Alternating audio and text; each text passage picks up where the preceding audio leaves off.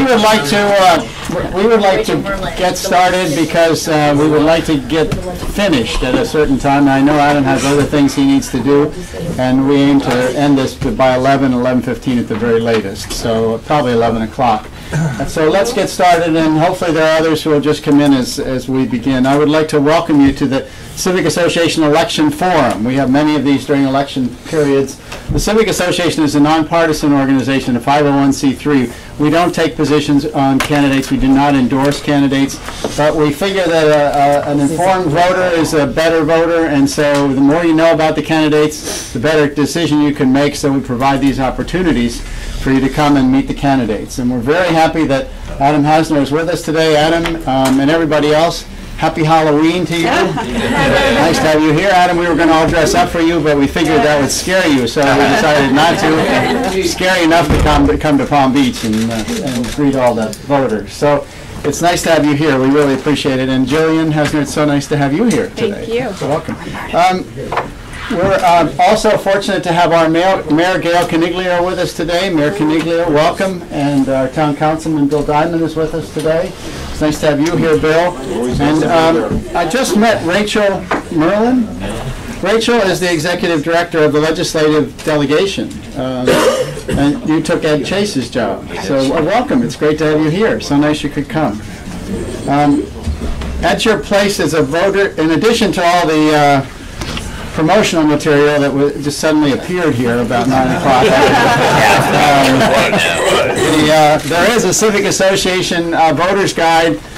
This is specifically designed for residents of Palm Beach. These are the election races that you'll have to vote on. Good morning. You'll have to vote on when you go to the polls. Oh dear. I'd like to ask our Mayor Gail Coniglio to introduce our speaker today. Well, I'm happy to be here today, and as always, to see Palm Beach residents that are not only involved in our community but politics. Adam was born and bred in Brooklyn and showed his original commitment to public education, having been birthed by 2 public school teachers, and educated in my hometown roots at University of Maryland, go Terrapins, and a graduate of the law degree from Florida State University. He was first elected in 2002 to our Florida House of Representatives, representing once again coastal communities of Broward and Palm Beach County, which, as we know, is probably the most #1 important issue for the town of Palm Beach, and has shown a repeated common sense fiscal approach to not only the budget but to keep a fiscal responsibility in the state of Florida. So with that, best of luck to you, and we welcome you to the Civic Association in the town of Palm Beach. Well, thank you. I appreciate it. And it's good to see so many friends, and I'm very thankful for you taking the time to be here as well. But I also have some other friends who you serve with. Bill Diamond, thank you for your support. I think I actually have a quorum of support on the Palm Beach Town Council with Mr. Wildrick and Mr. Rossow as well. So we appreciate all the support that we've received in Palm Beach. I don't think anyone mentioned, though, that Rachel, prior to taking over the job, Ned, as the delegation chair, or as the executive director for the delegation, taking that job from Ed Chase, she was my legislative staff. So we're very thankful to her for her 5+ years of work in our legislative office. And I know there's another person with a lot of history in the legislative world who worked for Mark Foley for years. And Laura, it's good to see you as well. There's only 6 days to go before the election, so I think, yeah, maybe you feel like that. I'm sure my wife feels like that as well. But I think this is an election where I think a lot of people realize that the choice between the 2 candidates in the District 22 race are very clear.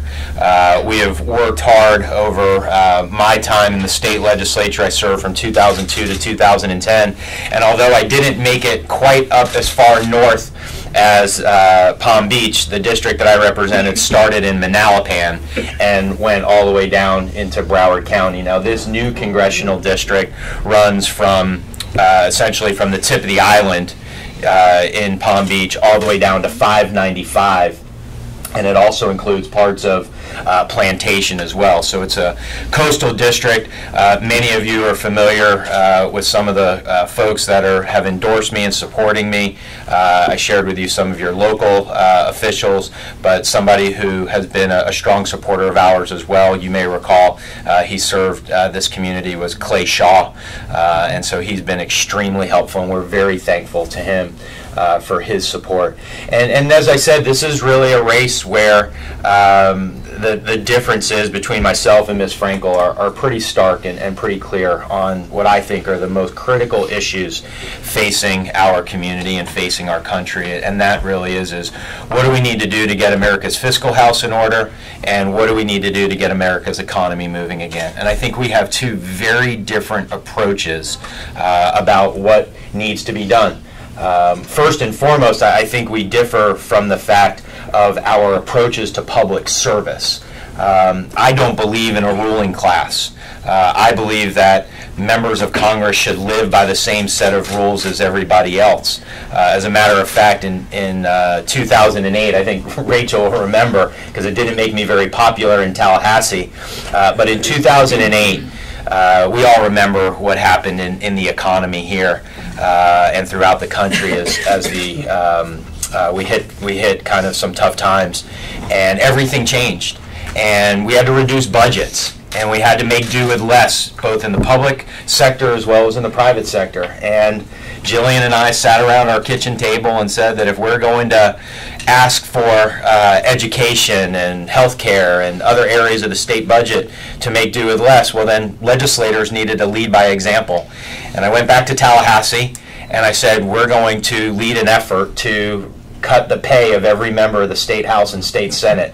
And I can tell you this, Republicans and Democrats were both equally as mad at me about that. But it was the right thing to do. And it's really part of the attitude that I think people or why people are so upset with members, with their representatives. And it's because they don't live by the same rules as everybody else. When you think you have people who are in Washington now for 20, 30, 40 years, they're so out of touch with the challenges that they face in the community as well as in the country.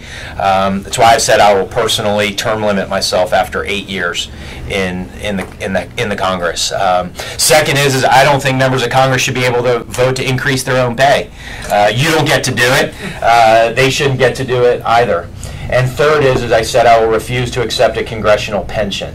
Now, I don't know if anybody knows this, but it only takes 5 years of service in Washington to qualify for full retirement benefits.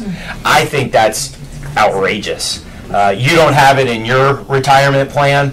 I don't think as taxpayers you should be paying for it for members of Congress. And so I said I'll refuse a congressional pension. And then finally, and this is the one that I really think doesn't get a lot of attention, and it's because you know from your real world and life experiences that when you don't do your job, you don't get paid. Well, Washington hasn't passed a budget now in 3 years. Think about that. They haven't passed a budget for 3 years. If you didn't have a budget for your home, or you didn't have a budget for your business for 3 years, what would happen? You'd be in a fiscal mess. Well, guess what? That's what's happening in our country right now. And so what I've said is that if Washington doesn't do its job and pass a budget, then they shouldn't be paid. It's called no budget, no pay.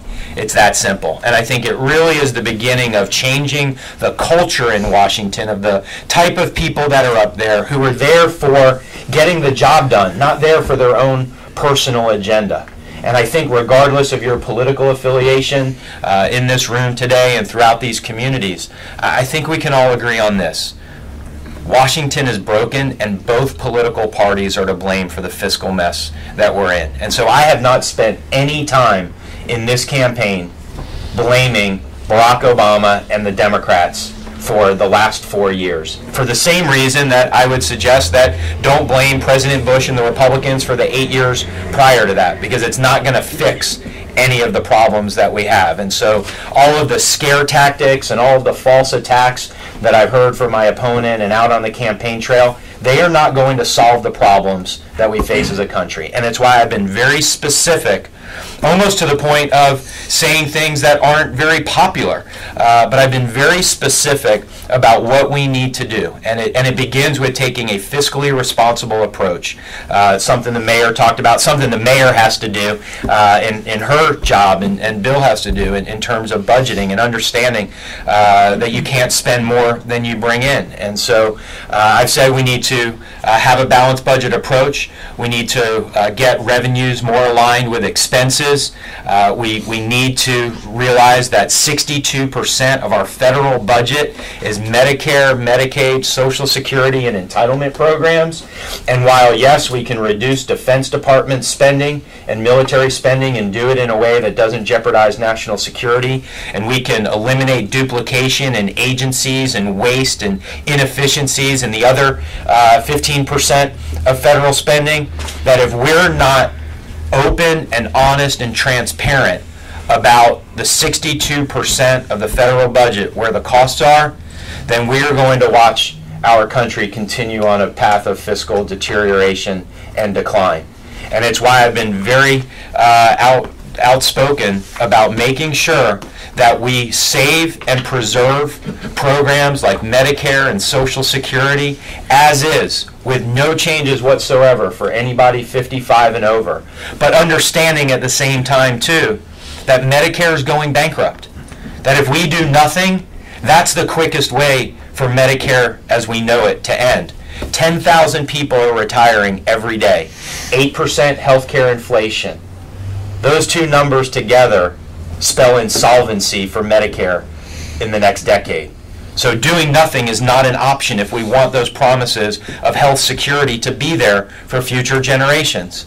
And so that's why, even though I'm being attacked, falsely I might add, but even though I'm being attacked, it is so important to recognize that we can save Medicare and Social Security for those who are retired and those who are nearing eligibility. But in order to make sure that those programs are there for future generations, we're going to have to come up with solutions. And the only bipartisan solution out there is the plan that I support, that says preserve this promise and strengthen it for those who are under 55. And it is something that I believe that if we don't do, that we are going to see a much different scenario in the next 10 to 20 years. This is something that we can fix. And I would tell you, if we don't fix it, it's going to fix us. And I think we need to get out in front of it. We need to get ahead of this and start to address this problem, because you can't spend $1 trillion a year more than you're bringing in. And that's what our federal government is doing right now. And this isn't Republican, this isn't Democrat, this is math. You cannot continue $1 trillion a year deficits and expect that the country is going to remain strong. We now have a $16 trillion national debt. And that debt is crippling our economic recovery. It's stifling job creation. It's also become our greatest national security threat, because when you're borrowing 40 cents of every dollar, and much of it that you're borrowing is from countries that don't share your values and your interests, then you can't act in your own best interest, and you can't act in the best interest of your allies. And I think each and every one of you in business and in personal life understand this, because when you have creditors, you don't control your own destiny. And that's the reality that America is facing if we continue on this path of unsustainable spending and unsustainable borrowing. And so we have to have a responsible approach to get our budget in line and begin to reduce spending and grow our economy. And part of that, many of you in this room know, pro-growth policies in order to get people back to work, in order to get small businesses hiring again and investing in new employees and investing in new equipment and new buildings. Right now there's so much uncertainty because of taxes and regulations. We need to have a tax code that is much more simple. We need to lower rates and broaden the base. We need to make it less costly to comply with. We need to have right-sized regulations, not the types of overburdensome regulations that stifle innovation and investment, but those that still protect the environment and protect consumers, but allow businesses to grow. We need to have an energy policy in this country for more domestic exploration of energy, for oil and natural gas, as well as new technologies for renewable energy and new technologies to be able to make energy more affordable. These are very straightforward and specific solutions that I've been talking about for a long time now, and we're coming down to the final days of a very hard-fought campaign. And I think what people have told me that they're looking for are those types of leaders that are willing to be very specific about what the solutions are. Not attacking their opponents, but talking about what they're going to do to make a difference in Washington to put America back on the right track. And it's why we have the support of so many, not just elected officials, but the endorsement of the Sun Sentinel, as well as the Nonpartisan Voters Coalition, which is a group that does actually endorse candidates down in the south end of the county. But these are people who have looked at my record and who know me and are supporting me. And I can tell you this, there's a lot of people, and Rachel knows this from my past campaigns, there's a lot of people who support me who are Democrats and independents, even though they don't agree with me on every issue. And for that matter, they say, this is essentially what they say, because the woman I ran against 10 years ago for the State House of Representatives, who's a Democrat, actually endorsed me. And I think that speaks volumes.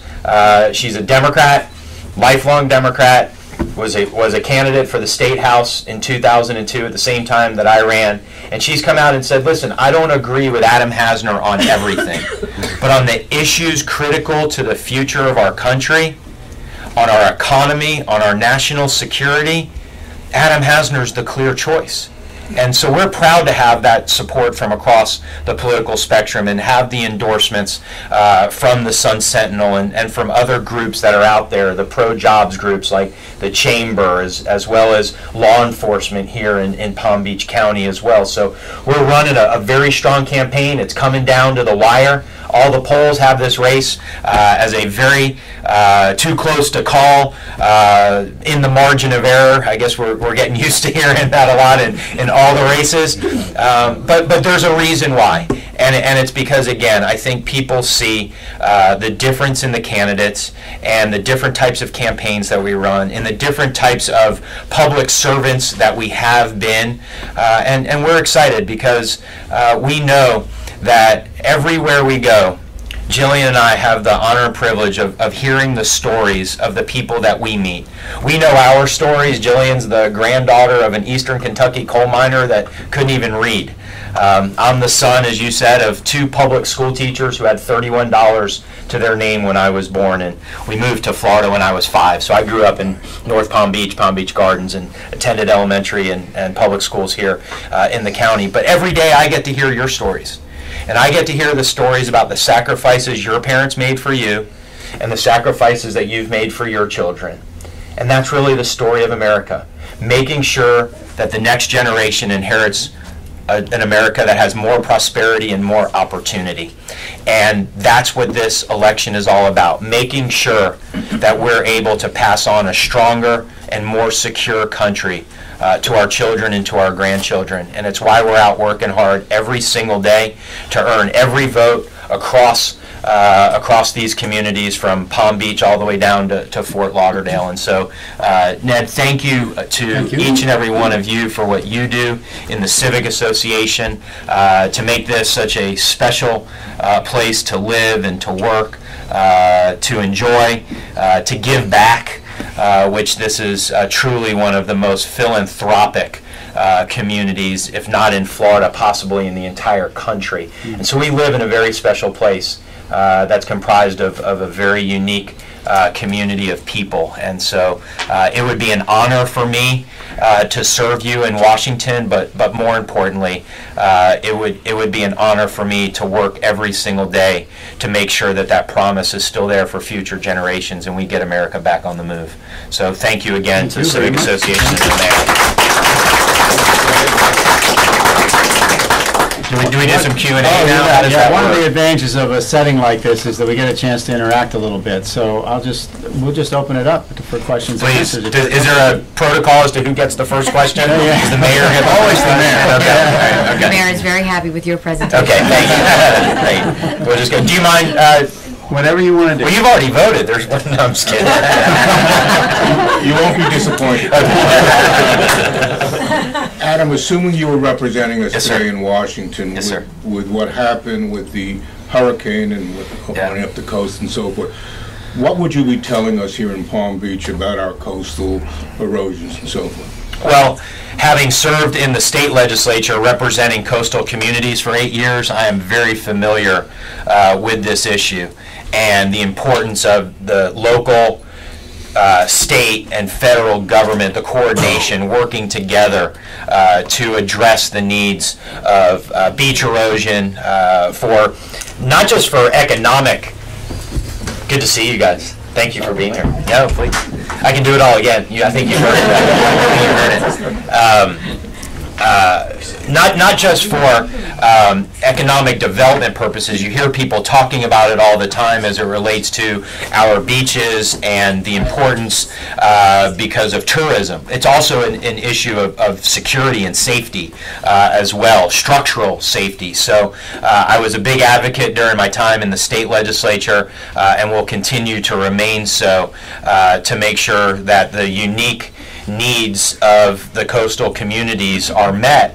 And I remember serving in the legislature, being out there passing out water, and being out there every day driving around to make sure that things were taken care of in the 2004-2005 hurricane season. And so I know, like I myself, I come from somewhere else. I'm sure many of you come from other places and have ties to communities, particularly in the Northeast. And so our thoughts are with all of those people up there who have been impacted, the loss of life and damage to property. We encouraged our supporters yesterday to donate to the Red Cross and to make that contribution. And that really is what's great about our country. If you think about, we're 6 days away from probably one of the most decisive elections in generations, and something like this is a reminder that we come together in times of crisis, and we pull together, and we make sure that our people are taken care of above and beyond any other type of controversy that may be out there. And all I would suggest is that we have some very difficult decisions to make as a country, not just as it relates to hurricane preparedness and recovery, but also as it relates to what we need to do to get our country back on the right track. And so I hope we can find that same type of unifying message across the political spectrum to understand that if we don't do it now, it's only going to get more difficult to do in the future. Adam, before you take the next question, could I just introduce our Town Council President, David Rosso, and his wife, Jean, just walked in. Thank you, guys. Good to see you guys again. Thank you so much for your support. Question? I already announced you guys before you got here. Adam, you Bill. want to comment a little bit on the ad war between you and Lois? Sure. It seems to be quite bitter, frankly. Well, I can say that there's been no loss of, in the Palm Beach media market anyway, you can't really turn on your TV without seeing television ads, and whether it's from this congressional race or whether it's from the congressional race just a little bit to the north, or whether it's the presidential election, that's the nature of the political season. We've done our best to stick to the facts and to talk specifically about my vision and my plans on the critical issues for our country, and stick to the record of Ms. Frankel during her time as mayor. And I think that I stand behind the ads that we've run regarding her during her service as mayor. The pay increases, the commandeering of police helicopters, the reckless spending and the extravagance of a city hall that she called a boondoggle at $35 million, which ended up costing the taxpayers of the city of West Palm Beach $150 million. And I would just simply say this: I don't think West Palm Beach, or I would say we couldn't afford Lois Frankel when she was mayor. We definitely can't afford Lois Frankel in Washington when what we need to be doing is focusing on ways to get our spending under control and balance our budgets. And I think, as I said earlier, Bill, she and I, we've known each other a long time. Many of you may not know, my mom was her first campaign manager. But we have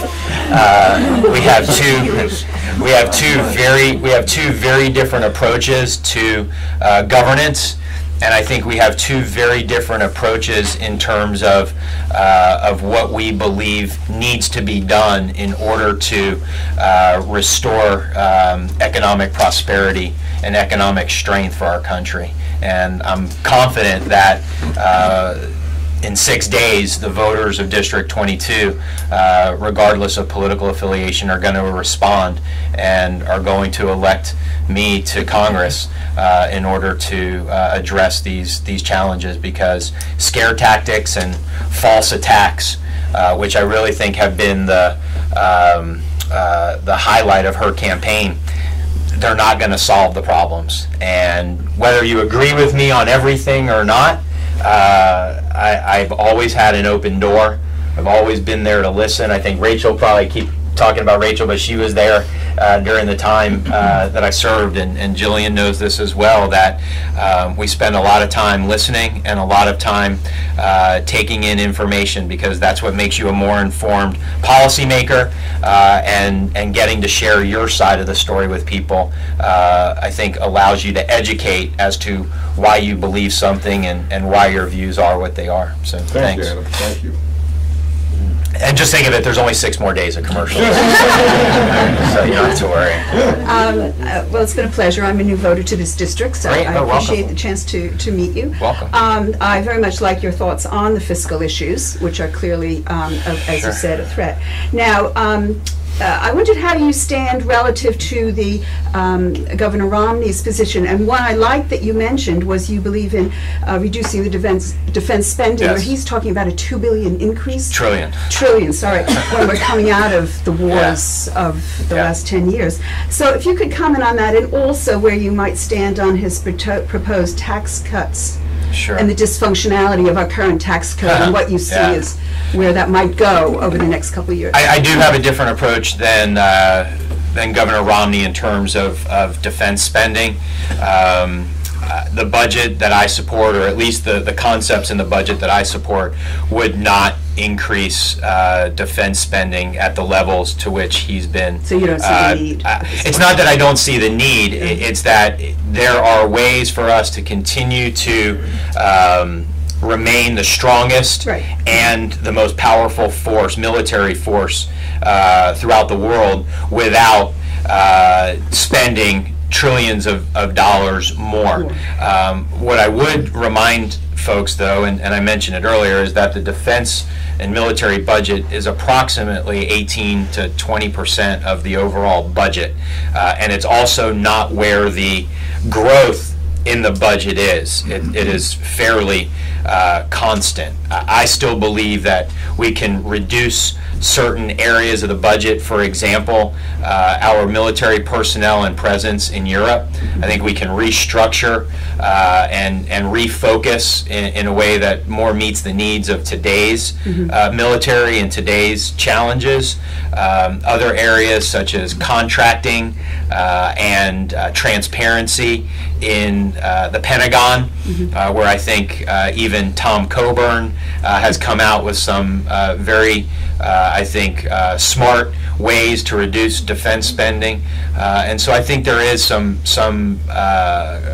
agreement on how to do that and still remain a strong fighting force, prepared to defend our country and support our allies in times of need. To your other point, the issue regarding our tax code, I think everybody agrees our tax code is far too complicated and is part of the problem in terms of stifling economic growth. So the approach that I have is probably similar to what a Governor Romney plan would look like, although I have not said specifically it should be a 20% reduction. And the reason the reason why is that in order to ensure that there's no tax increases on middle income families and middle income earners, the amount of reduction that I would like to see would need to be set off by the amount of loopholes and exemptions that you eliminated. And I've talked about some of the loopholes and exemptions that I would like to see examined and ultimately phased out.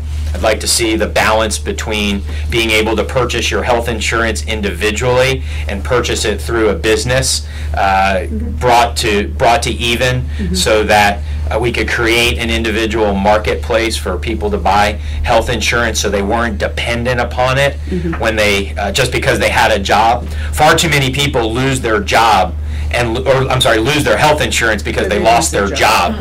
And unfortunately, I don't think that should be the case. I think people should be able to purchase their health insurance directly as an individual. The reason why they can't do it affordably now is because the tax benefits only flow through the ability to purchase it through a business, through a company. So I'd like to see that changed. And so I've talked about some of those other tax code changes on the individual side as well as on the corporate side. We have a 35% corporate income tax rate in this country, which makes us very unattractive from a competitive perspective compared to other countries around the world that we compete with. And so I'd like to see that reduced. I'd like to see the territorial nature of our tax system change so that companies aren't afraid of bringing money back to the United States because it's going to be taxed again.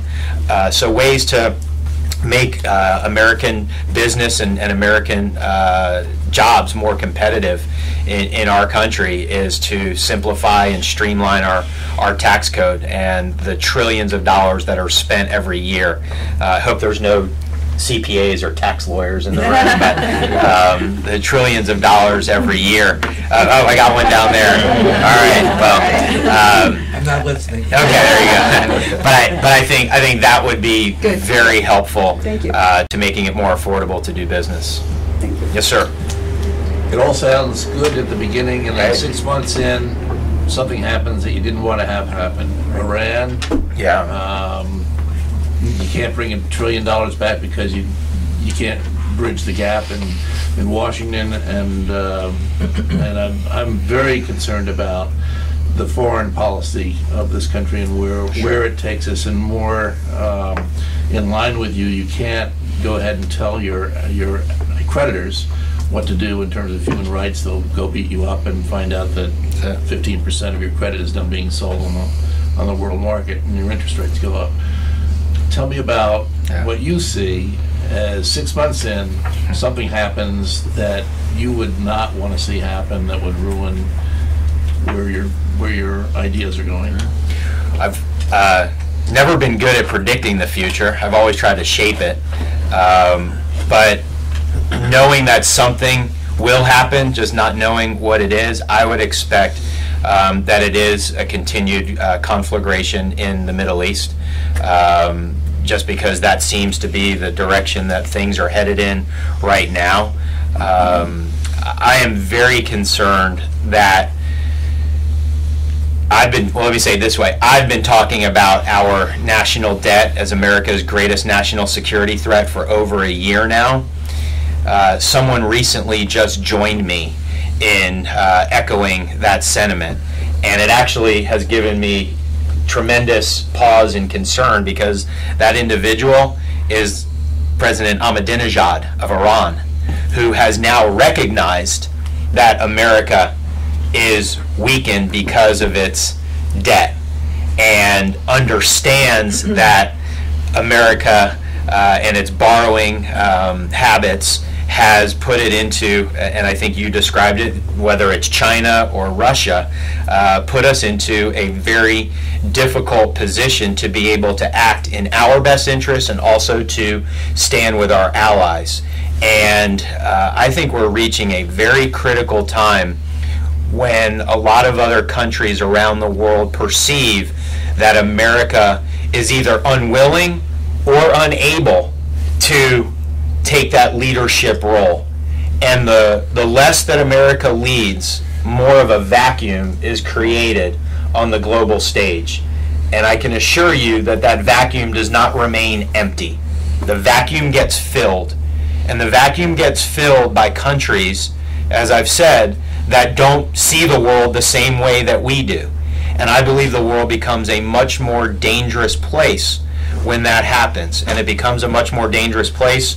And we can just talk briefly about what's taking place in Egypt right now, the rise of the Muslim Brotherhood-run government and the impacts that that's having, what's happening in Syria, the continued slaughter and massacre of tens of thousands of Syrians, of what's happened in Libya most recently, and the questions that remain about what this administration knew and when they knew it. What's happening in Iran, and if they continue to advance their desire to acquire nuclear weapons capability.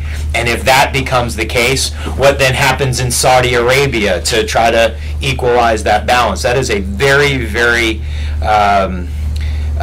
chaotic part of the world right now. And it is one in which I think we need to realize that America has interests over there, and they're not just in terms of geopolitical, they are also economic because of our dependence on that region for oil and what that would mean for the price of a gallon of gas should Iran acquire a nuclear weapon. And so I think we need the type of leadership in Washington that is going to let our friends know that we stand with them and let our enemies know that we will oppose them. And it's the type of philosophy that I think I've carried throughout my adult life, of the belief in peace through strength. And it's something that I think we need to get back to. And the only way we're going to be able to get back to it goes right back to what I talked about earlier. We've got to restore our economic prosperity in this country through fiscal responsibility and growth. And if we don't do that, then the next decade and the decades after that are going to be shaped by events that will be out of our control, and America will be responding or will be forced to respond in ways that I think will make this world a much more dangerous place. You were mentioning we're averaging an 8% increase in medical costs a year. I was wondering if you understood that's not really an 8% increase. It's a cost shifting that goes over to small businesses. In other words, Medicaid doesn't pay its fair share, Medicare doesn't pay its fair share, and the VA doesn't pay its fair share. And so it keeps getting shifted over to small businesses who are screaming out there they can't afford it. And like Rick Scott is smart enough to, I happened to be in Tennessee when TennCare, the feds came in and said, we're going to help you out in Tennessee. We had 25% of the people, it's a rural state, 25% of the people were on TennCare. We couldn't, then all of a sudden the feds left. They said, you got it going. And we went broke. I mean, they went broke into it. My whole professional background is in the healthcare industry, working with hospitals and physician practices and understanding the business side of healthcare, the dollars and cents side of healthcare. And you raise a great point, because the current law for healthcare in our country does some things that I think are going to have some very negative impacts. First, it increases taxes trillions of dollars over the next several years.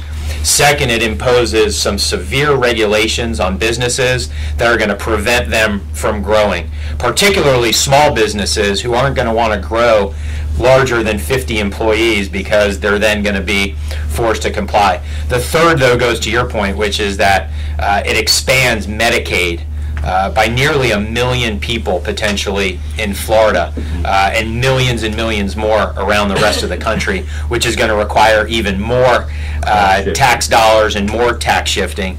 And then finally, the current law takes $700+ billion from Medicare beneficiaries today in order to help pay for some of that new expansion. I believe there's a better, if the goal of the current health care law was to improve access and reduce costs, I believe there was a better way to do it. And I would like to see us take a new approach. I think Republicans did a very poor job of explaining what their solutions were to the healthcare crisis for small businesses, for individuals. And I think it's really become part of the nature in politics these days, which is it's a lot easier to not tell people what you think. It's a lot easier to not offer solutions and just use your opponent's plan as a weapon against them, rather than lay out a plan and a proposal and put it out on the table and offer a solution and force your competitors, force the other side to offer a solution, and then you can begin to work out hopefully or possibly some type of negotiated agreement or ability to bring that together. That's really what I see as wrong with Washington, and it's something that in Tallahassee I was able to work across party lines and bring things together, and I hope I'm able to do that in Washington as well. I was going to say, much of the work of the House was done in committees. Which committees would you ideally like to serve on? Well, I've been asked that several times. I think on the fiscal side of the House, I certainly believe that it would be either the Budget Committee or the Ways and Means Committee. From the perspective that that's where the action's going to be. But regardless of which committee you serve on, I would hope and I would intend to still have a strong voice on all of the issues that are facing our community and our state and our country, because of, I think, my broad business background and my work on these issues. But again, I think the first and foremost priority has got to be getting our fiscal house in order and getting our economy moving again. And that means the types of reforms that I've laid out here today that are primarily addressed in those committees. Foreign policy, where I'd have a opportunity to serve on foreign affairs. It's clearly an area that I think is directly tied to our economy and directly tied to our objectives, and would like to play a role in that as well.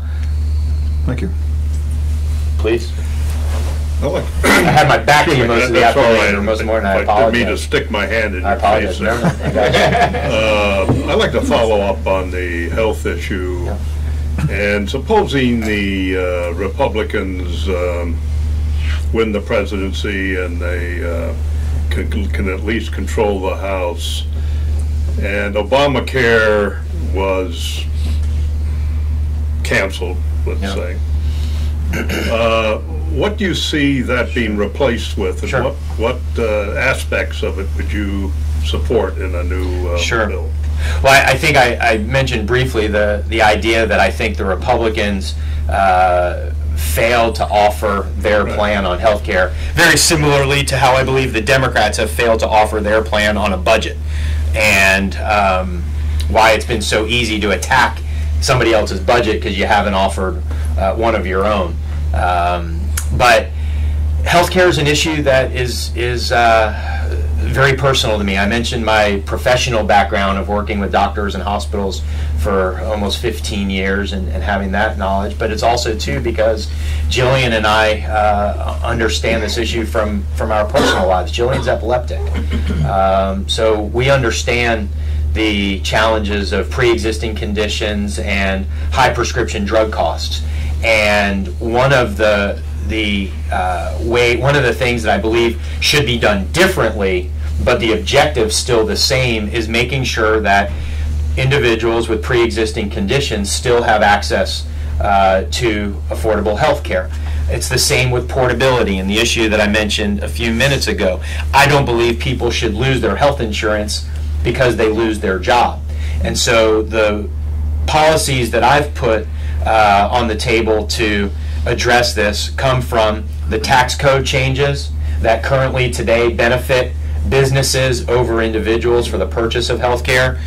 Talked about we just talked about that a minute ago, but by leveling the playing field, that gives individuals the ability it'll create a marketplace where they can go and purchase health insurance.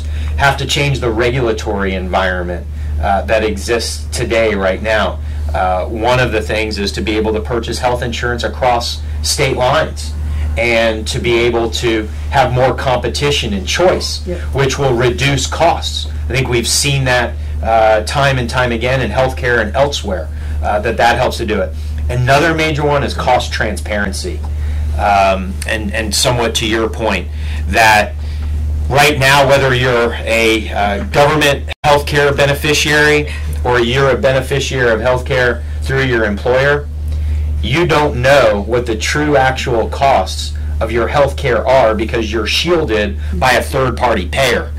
And more cost transparency will help to address that issue as part of competition and choice. The fourth is litigation reform.